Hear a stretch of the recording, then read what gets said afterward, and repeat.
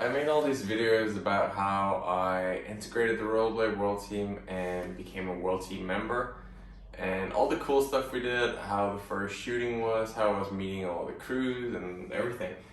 And I also shown some of my material, but one thing I really never done, even before Rollerblade, I've never really gone through my skate setup, which is kind of dumb because that's the most common question, the most frequent question I get on social media, I get here on YouTube. Like half my DMs is really just which frames, which boot, which wheels, what do you recommend, what do you use? Because I do think that most people are aware that if skating is my profession, I obviously care a lot about my material.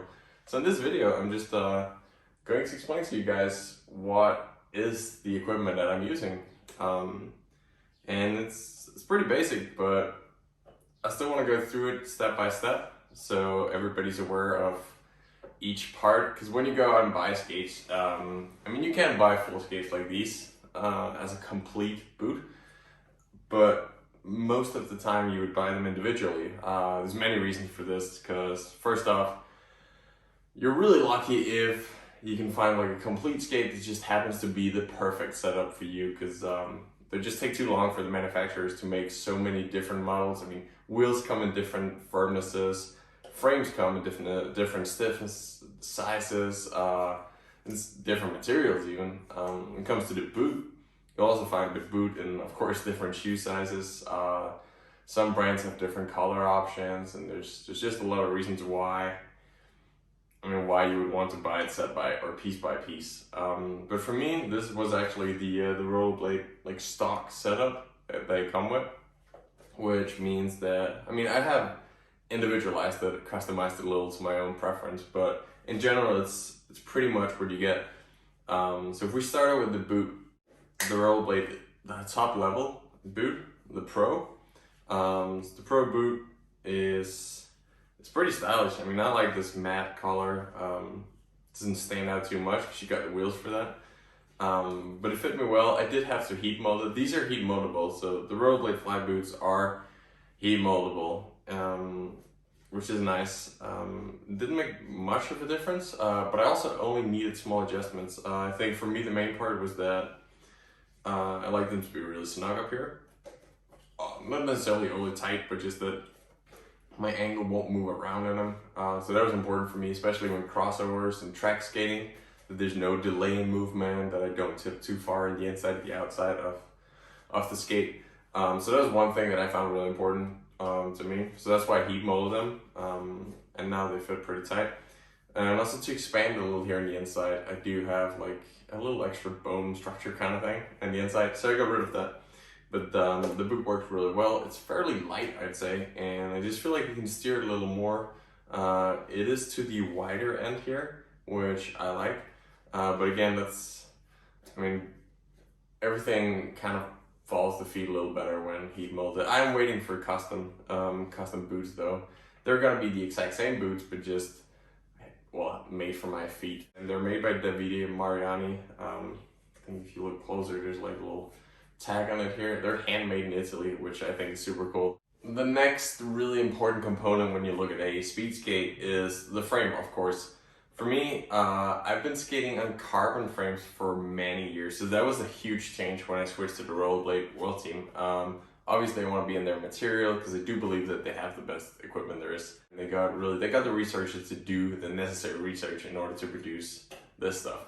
But for me, of course, coming from carbon frames to aluminum doesn't pose extra weight, and I went from a 140 grams frame to a 240 gram frame, which at first I didn't feel so much on straightaways or on big turns, but on really narrow turns or when I do like drills where I want to be extra compact, I did feel that when doing my crossovers, there's a little more weight to carry around. Which for straightaways, I kind of enjoy that because it feels like it gives me a little more momentum. It's easy to maintain a rhythm because you do have like some leverage that goes around, right? But for indoor skating, for example, I think it's going to take me a little while to get used to those extra 100 grams on each skate. However, I would say that makes up for it that they're so much stiffer. There's just so much more power transfer into the ground, which is super nice. I mean, I can already see on my skating times that I do go faster, so I assume it's the right move. And then again, 100 grams it's not that bad. If you look at how much an entire skate weighs, it's still a small percentage. But these are made of extrude aluminum, so they're super stiff. It's a little tricky with the frames. So like this one is a 3 wheels 125 millimeters, which is the maximum wheel size that you're allowed to use in professional skating, and that only goes for marathons, so I can't even use them on the track because they're simply too big, and that's against the rules of international skating. So I do also have this fella, which is very similar in the way it's made. I mean, if you look closer at it, it's the same mounting. It's 195 millimeters spacing from the front to the back of the frame, which is pretty standard. So it goes with all adult feet size boots, so nothing to worry about there. One thing that I do really care about, and that's one of the main reasons I really like these frames, is even that these wheels have been worn a little. I've used them quite a bit. I skate a lot. You can still see how close they are. So like there's no waste of space. You keep it as compact as possible. There's no reason to have longer frames than necessary. There's also no reason to be further off the ground than you would want to, because the closer to the ground, the more control, I mean, the more compact you are, the easier it is just to skate fast and skate well. Especially if you look close at this, you can see that there's almost no space in between the wheel and the boot. Some people are afraid that, say now, these are all rollerblade components, so they're obviously made to play along. But if you have different boots or different frames, some people can get scared, and I've seen examples of it where the frame or the wheels go so close to the skate that they actually touch, which is obviously not ideal. But you can buy some small carbon spacers to put in here, and they're just going to give you that extra space, so you get past that. So that's nothing to really worry about. And yeah, one thing to note, but this goes for just about any 125, 110 frames, is that these will be longer, and this is simply in order to have enough room for all the 4 wheels. So I'm riding this 12.8 inch frame, the 125, and this one is a 13.2, which is basically standard length. So what I really care about is, of course, the weight is nice. These are still fairly light for aluminum frames, both of them. 240 grams is really not that bad. So the weight is one thing that I care about, and I care about the stiffness, which is just something you gotta go out there and test. I just like them. They're really nice. They move the way I want them to. They respond rapidly.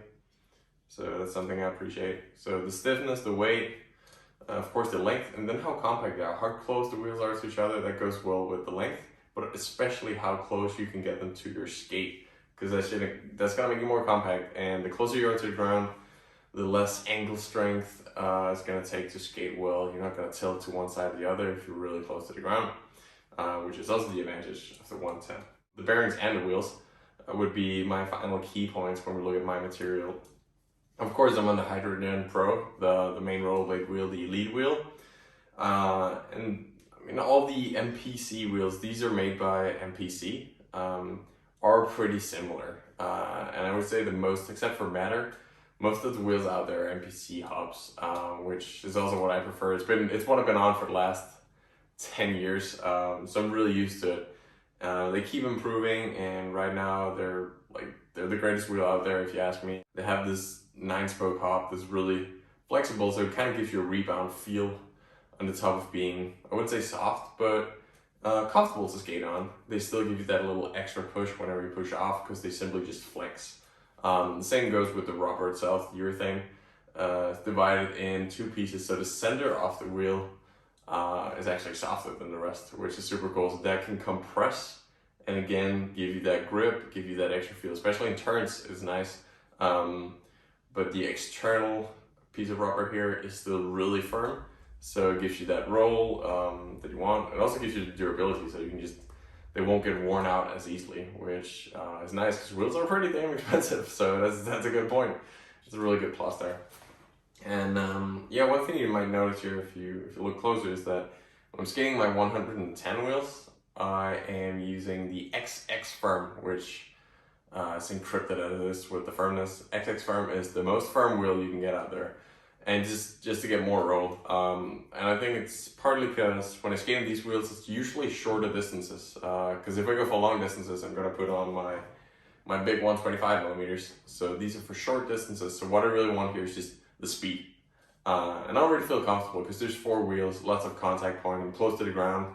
So I think I can manage to give up a little bit of that comfort in steering in order to gain some roll. On the other hand, when I'm on my 125s, I really want that softness because 3 contact points, big wheels.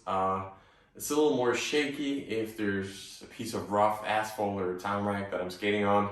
I don't want to get sore shins. I don't want to get out of position, out of balance. So also because I do go for long skates sometimes, up to, I don't know, like 60, 70 miles, long days. I do like them to be a little more absorbent to vibrations, which is why I use the firm, and firm actually means soft. So the firm wheels are the softest of the 3 variations that you find, which is why I wear these. The bearings, before we leave, I use ILQ9 twin cam bearings, and they're good. They're good quality, they're well made. I don't think good bearings are going to make you a world champion or anything, but I do think bad bearings can be really annoying because you have to change them often and you have to clean them too often. I'm not saying that these will never have to be cleaned, but I've used them for hundreds and hundreds of kilometers already, and I can't complain. Fair priced. So the twin cam ILQ9 is what I've been using. The last thing that I changed when I joined Rollerblade was my clothes, my apparel. I started using the Rudy Project helmet, which I'm using now. I do enjoy this because it is super light. I don't even know how much it weighs. For the medium size, it's 260 grams, which is light. I like that this is not just, like, you can't just expand or make it bigger or smaller, but you can also lower this or raise it. Which for me, I hate when the helmet sits on top of my head, so the fact that I can lower this gives me more of a grasp in the lower head. So that's nice. The Rudy Project glasses are cool as well. They automatically like change the like the shade in order to match the degree of sunshine that you're skating in, which is also cool. So you only need 1 pair of lenses. That's smart. Then we got the suit. So many requests on this suit, which I think is a good thing. A lot of people asking if they can buy it yet, where they can get it. For now they can, but I've spoken to the Rollerblade guys and it should be available to the public at some point. So you just gotta be a little bit patient. It's a cool suit, it really is. Slick material, really stretchy, which I like because then you can get a tight fit, but it will never like be too tight. Super cool, has 3 pockets on the back, something I missed in other suits. Some suits don't even have pockets, which whether it's for racing, you often need a bottle, or if it's just for practice, it's really nice to have your car keys and your phone and stuff, so that's useful. It has these longer elastics without too many sewings, which is also a plus if you ask me. And then you just have this little, I don't know what you want to call it, like kind of gluish feel on the inside. So they stick where you put them, but they're not overly tight. So that's cool. And it's pretty light. Glad to see that I tried. So that's nice. It's just a little pleasure of being on a team because, I mean, you are kind of forced to wear whatever is given to you. So when what's given to you is nice, I'll take it. I think that's everything I have for you guys. For all of you that ever wonder what material I'm on and why, well, here's my answer to you guys. I hope you enjoyed this. If you have more questions, you can always let me know in the comments. You can let me know on Instagram. I'll make sure to come back to you guys. In the meantime, I'll figure stuff out my own that could be interesting and cut that stuff together for a video. Thanks a lot for watching. It was cool. I hope this video wasn't too long. There's a lot of explaining. But I mean, if it's boring, you don't have to watch it. But for those of you that are looking to get a little insight in what I'm using as of right now and for the next seasons, hopefully, well, there was. Thanks a lot for watching. I'll see you on the wheels. Stay tuned.